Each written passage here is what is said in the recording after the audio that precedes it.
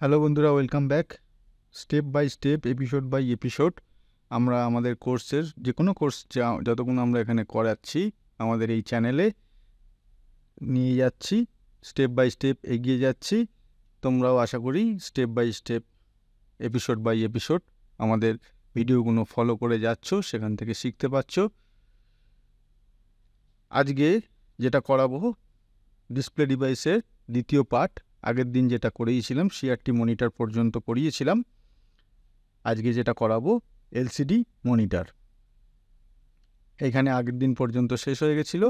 আজকে LCD monitor সম্বন্ধে একটা ব্রিফ ডেসক্রিপশান, একটা ব্রিফ কিছু সিআরটি এই এলসিডি মনিটর সম্বন্ধে তোমাদের সামনে তুলে ধরবো। তাহলে এলসিডি মনিটরটা কি না, LCD monitor is a flat panel screen that is compact and light weight as compare to CRT monitor. CRT মনিটরের মতো অত ভারী হয় না। সিআরটিটা এক তো হচ্ছে গ্লাস দিয়ে তৈরি হয় এবং সেটা আকারে বড় হয় বলে খুব ভারী হয়, কিন্তু এলসিডি সেক্ষেত্রে একটা প্যানেল, এলসিডির যে স্ক্রিনটা থাকে সেটা একটা প্যানেলের আকারে হয় বলে সেটা সিআরটি মনিটরের চেয়ে অনেক হালকা হয়। It is based on liquid crystal display technology which is used in the screen off laptops, tablet, smartphone etcetera. এই টেকনোলজিতে শুধু মনিটর হয় তা নয়, ল্যাপটপ হয়, ল্যাপটপের যে স্ক্রিনটা থাকে সেটা হয়, ট্যাবলেট হয়, স্মার্টফোন হয়, সব এই টেকনোলজি থেকে হয়। All LCD screen comprises two layers of polarized glass with a liquid crystal solution between them. এখানে দেখো লিকুইড ক্রিস্টাল লেয়ার, এই যে এইটা, এই একটা এখানে দেখো লেখা রয়েছে লিকুইড ক্রিস্টাল, এরম দুটো থাকে এবং তার মাঝখানে কি থাকে, পোলারাইজড গ্লাস থাকে with a liquid crystal solution, তার মাঝখানে একটা লিকুইড ক্রিস্টাল সলিউশন থাকে। এটা পোলারাইজড, এইটা পার্টটা, আর এটাও polarised. When the light passes through the first layer, an electric current aligns the liquid crystal. যখন একটা লাইট, যেটা আমরা নাকি ডিসপ্লেতে স্ক্রিনে এসে পৌঁছায়, সেইটা যখন পাস হয়, কার মধ্যে দিয়ে পাস হয় না, একটা ফার্স্ট লেয়ার যেটা মধ্যে দিয়ে যখন পাস হয়, তাহলে তখন একটা ইলেকট্রিক কারেন্ট একটা ওখানে তার মধ্যে দিয়ে একটা ইলেকট্রিক কারেন্টের প্রবাহ তৈরি হয়। যেমন বলেছে electric current aligns the liquid ক্রিস্টালটাকে একটা অ্যালাইন করে দেয় কারেন্টটা যখন, লাইটটা যখন পাস হয় তার মধ্যে দিয়ে। ঠিক আছে, এখানে ছবি থেকে দেখলে বুঝতে পারবে, দেখতেই পাচ্ছ এখানে অ্যারো এইখান দিয়ে লাইট যেগুলো পাস হচ্ছে এই প্রত্যেকটার মধ্যে দিয়ে, তখন লিকুইড ক্রিস্টালটা একটা অ্যালাইন হয়ে যায়। The aligned liquid crystal allow a varying level of light to pass through the second layer to create image on the screen. এই যে এই পজিশানে যখন লিকুইড ক্রিস্টালটা অ্যালাইন হয়ে গেল, লাইট যখন পাস হচ্ছে, লিকুইড ক্রিস্টালটা যখন অ্যালাইন হয়ে গেল, সে তখন কি করবে, লাইটের একটা ভ্যারিং অফ লাইট, এই ভ্যারিং লেভেল অফ লাইট মানে লাইটের একটা দোলন তৈরি করে, এবং সেই দোলনটাই to pass through the second layer to create image on the screen. এই যে সেকেন্ড লেয়ার, এখানে ছবিটা এক্ষুনি দেখালাম, এই যে সেকেন্ড লেয়ার, এই সেকেন্ড লেয়ারের মধ্যে দিয়ে পাস হয়ে এখানে স্ক্রিনে এই ছবিটা দেখো ফুটিয়ে তুলছে। ঠিক আছে,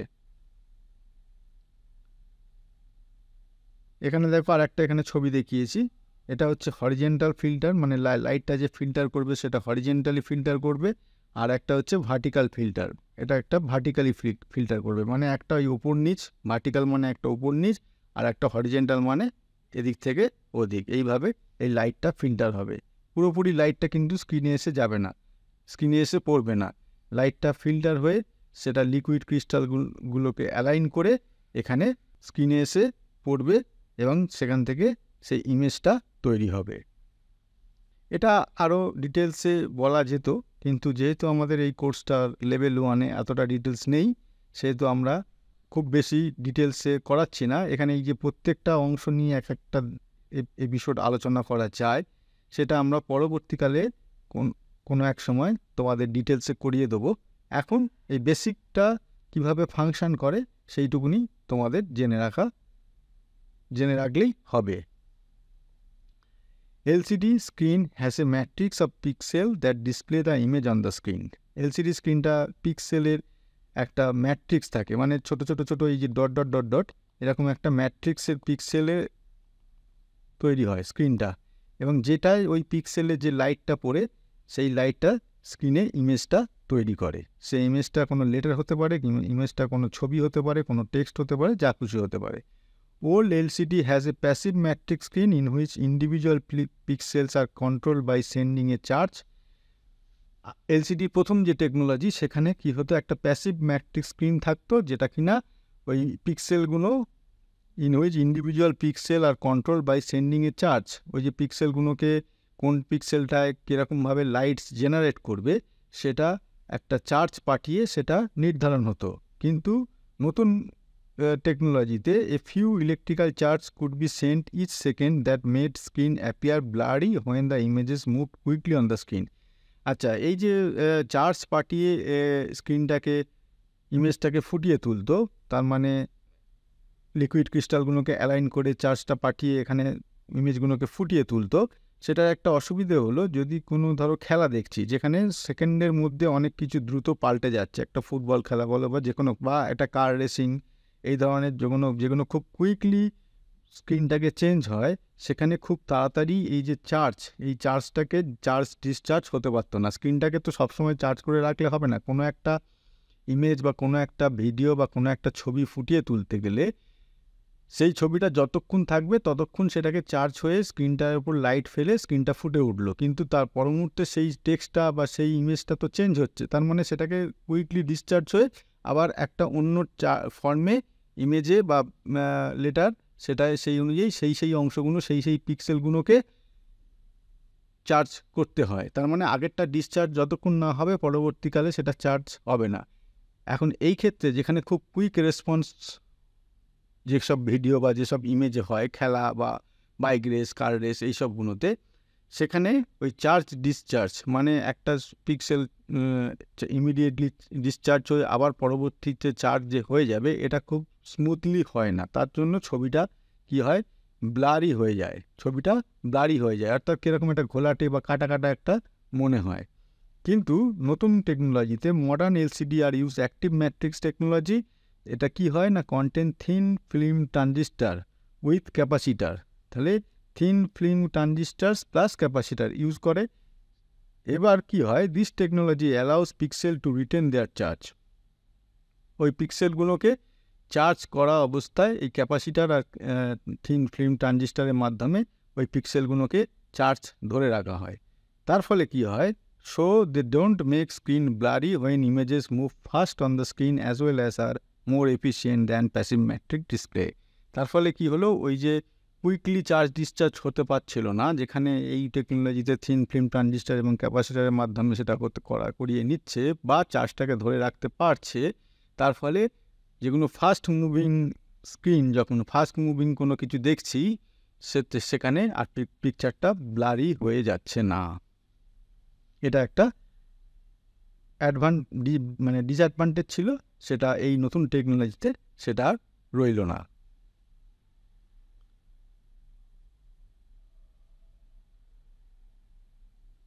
এখানে আমি বিভিন্ন রকমের ছবি এঁকে তোমাদের বোঝানোর চেষ্টা করেছি যে LCD ডিসপ্লে কিভাবে তৈরি হয় বা কিভাবে তার গঠন, ভেতরের গঠন। এখানে দেখো পোলারাইজড ফিল্টার এই অংশটাকে বলে। এটাকে স্ক্রিনটাকে মনে করো আমি এই যে টোটাল এইখানে এই যে এটাকে দেখানো হয়েছে, এই যে এই পুরো এই পার্টটা থেকে এই পার, এটাকে তো একটা ওই যে টেকনোলজিতে LCDটা তৈরি, সেটাকে একটা মনে করো খণ্ড খণ্ড খণ্ড আকারে ভেঙে বোঝানোর সুবিধের জন্য এইরকম পিস করে করা হয়েছে, যাতে কোন জায়গায় কি আছে বা তার কি ফাংশন সেটা এইগুলোর মাধ্যমে বোঝানো যায়। এখানেও ঠিক তেমনি এই স্ক্রিনটাকে এখানে দেখো ভাগ করে বোঝানো হয়েছে, যে একদম প্রথম স্ক্রিনটা আমরা যেখানে ডিসপ্লে, যেখানে ইমেজ বলো, ক্যারেক্টার বলো, লেটার বলো, সব কিছু ফুটে ওঠে, এইটা। তারপরের পেছনেতে আছে পোলারাইজড ফিল্টার, তারপরেরটা আছে কালার ফিল্টার। কালার ফিল্টার কী কাজে লাগবে না, কোন কালারটা আমরা দেখতে চাইছি সেই কালারটা স্ক্রিনে ফুটে উঠবে, বাকিগুলো ফিল্টার হয়ে যাবে, ফিল্টারে আটকে যাবে। যদি আমরা কোনো একটা লেটার এটা কালারে দেখতে, রেড কালারে দেখতে চাই, তাহলে রেড কালারের এটা দেখবো, বাকি কালারগুলো ওখানে ফিল্টার হয়ে যাবে। ইলেকট্রোডস, এখানে পজিটিভ ইলেকট্রোডস, নেগেটিভ ইলেকট্রোডস থাকে, যেখানে হচ্ছে ওই ইলেকট্রনের যে লাইট মানে কি ইলেকট্রনের প্রবাহ, সেইটাকে এখানে বাড়ায় কমায়। লিকুইড ক্রিস্টাল, যেটাকে ওই যখন ওই ইলেকট্রনের ফ্লো হয়, লিকুইড ক্রিস্টালটা অ্যালাইন হয়, যেটা একটু আগে কয়েকটা লাইন আগেই দেখলাম, লিকুইড ক্রিস্টালগুলো অ্যালাইন হয় সেই অনুযায়ী। লাইট সোর্স, এই যে স্ক্রিনটাকে সাইড থেকে একটা লাইট, কোনো এলসিডি প্যানেল খুললে মনিটরে দেখবে সাইডে দুটো একটা ছোট ছোট টিউবের মতো করে লাইট থাকে, যেটা স্ক্রিনের লাইটটাকে আমরা ব্রাইটনেস কন্ট্রাস্ট যেটা করি, অ্যাডজাস্ট করি, সেই স্ক্রিনের লাইটটাকে বাড়ায় কমায়। স্ক্রিনে তো লাইট দিতে হবে, ইলেকট্রন এসে পড়লেই তো সেখানে স্ক্রিনটা মানে কোনো লেটার বলো, ইমেজ বলো, সেটা বুঝতে পারবো, কিন্তু অস্পষ্ট হবে। সাইড থেকে যদি, সেটা সিআরটির ক্ষেত্রেও সাইড থেকে লাইট দেওয়া হয়, সিআরটির ক্ষেত্রেও ওই রকম লাইটের ব্যবস্থা আছে। ইলেকট্রনগুলো এসে পড়বে, ফসফরটা জ্বলে উঠবে এবং স্ক্রিনটা ব্যাক থেকে লাইট থাকবে, সেই এটা ইমেজটা যার ফলে ফুটে উঠবে। ঠিক এখানে এলসিডির ক্ষেত্রেও ঠিক তেমনি, এখানে একটা সাইড থেকে একটা লাইট সোর্স দিতে হয়। যে লাইট সোর্সটা কোনো কারণে যদি কেটে যায় বা এটা অফ হয়ে যায়, তাহলে কিন্তু পুরোপুরি ব্ল্যাক অথবা অনেকটা ব্ল্যাকের মতো দেখাবে। হয়তো সেখানে ইমেজ আসবে, সব কিছু ঠিক আছে, ইমেজ বা লেটার বা সব এখানে স্ক্রিনে দেখা যাবে, কিন্তু ভালোভাবে দেখা যাবে না, অথবা পুরোপুরি অন্ধকার হয়ে যাবে। আর এটা হচ্ছে পোলারাইজিং ফিল্টার। এটা ইলেকট্রোডস, এখানে নিচে এই অংশটা হচ্ছে ইলেকট্রোডস, যেখান থেকে নাকি এই যে এখানে একটা ইলেকট্রোডস, এই একটা ইলেকট্রোডস, আর এই একটা ইলেকট্রোডস। এটাই আর এক রকমভাবে এখানে দেখানো হয়েছে। আর ওপরেরটা তো এক্ষুনি দেখালামই, ওপরে স্টেপ বাই স্টেপ কি হয়। এখান থেকে মিরর থেকে ইমেজটা রিফ্লেক্ট হয়ে লাইট আকারে লিকুইড ক্রিস্টালগুলোকে অ্যালাইন করতে করতে আস্তে আস্তে এই স্ক্রিনে এসে পড়ে। এই যে ব্লু কালারের অ্যারোগুলো দেখেই বুঝতে পারছো কিভাবে লাইটটা আসছে।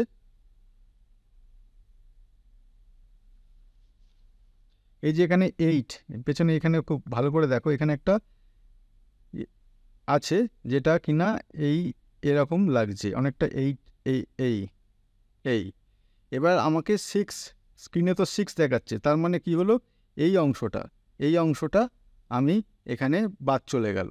এই অংশটা যখন আমি, তাহলে এটাকে যদি 6 আকারে তুলে ধরতে চাই, তাহলে কোথায় আমাকে লাইট বা কালার সব কিছু ফিল্টার করতে হবে না, এই অংশটা ফিল্টার করতে হবে। তার মানে এখানে কোনো রকম লাইট আসবে না, তার ফলে এই যে এখানে কোনো রকম লাইট আসবে না, তার ফলে এটা 6 দেখাবে। ঠিক আছে, এটাও দেখিয়েছি ওপরে। তো এলসিডি মোটামুটি এরকমভাবে ফাংশন করে। এলসিডি টেকনোলজি বলতে যদি খুব মোটামুটি একটা ধারণা এখানে দেওয়া যায়, তাহলে এই কটা পয়েন্টই মোটামুটি কভার করে। এইবারে যদি এটা রিপেয়ারিং লেভেলে ঢোকো, তখন আবার এইগুলো ডিটেলসে জানতে হয়, বুঝতে হয় কীভাবে এলসিডি টেকনোলজি কাজ করে। কারণ ওখানে এলসিডি হয়তো কোনো সময় রিপেয়ার করতে গেছো, সেখানে হয়তো দেখা যাবে একটু এদিক রিপেয়ার, কোনো একটা অংশ বা কোনো একটা পার্ট, যেমন এই যে লাইটটা, এখানে লাইটটা আমাদের এই যে লাইট সোর্স দুদিকে দুটো থাকে বললাম, স্ক্রিনের দুদিকে দুটো থাকে। এই লাইট সোর্সটা অনেক সময় কেটে যায়, এটা চেঞ্জ করা যায়, চেঞ্জ করে লাইটটাকে আবার ফিরিয়ে আনা যায়। তেমনি মানে রিপেয়ারিংয়ের ক্ষেত্রে এগুলো ডিটেলসগুলো জেনে রাখতে হবে, সেটা যখন রিপেয়ারিংয়ের পার্টে আসবে, তার ফলে কি হবে, কিছু কিছু জিনিস আমরা চেঞ্জ করে আমরা এটা রিপেয়ারেবল করতে পারি।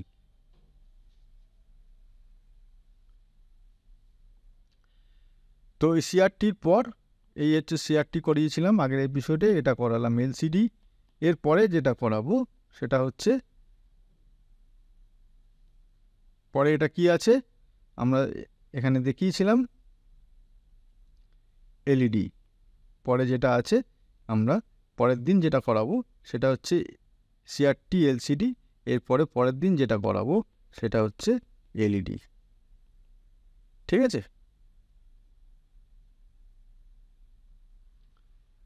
এলইডিও ওই রকম আমরা যতটা সম্ভব লেভেল 1 যেরকম হওয়ার কথা সেরকমভাবেই করাবো।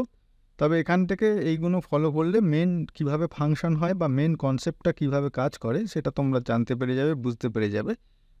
এটা যেহেতু হার্ডওয়্যার, পরবর্তীকালে যারা রিপেয়ারিংয়ে ইন্টারেস্ট আছো তারা রিপেয়ারিংয়ের ভিডিও থেকে এগুলো রিপেয়ারিং শিখতে পারবে। ঠিক আছে? তো আজকে এই পর্যন্ত। এর পরের দিন আমরা যেটা বললাম এলইডি মনিটর নিয়ে তোমাদের সামনে এসে হাজির হব। আজকে এই পর্যন্ত। Thank you.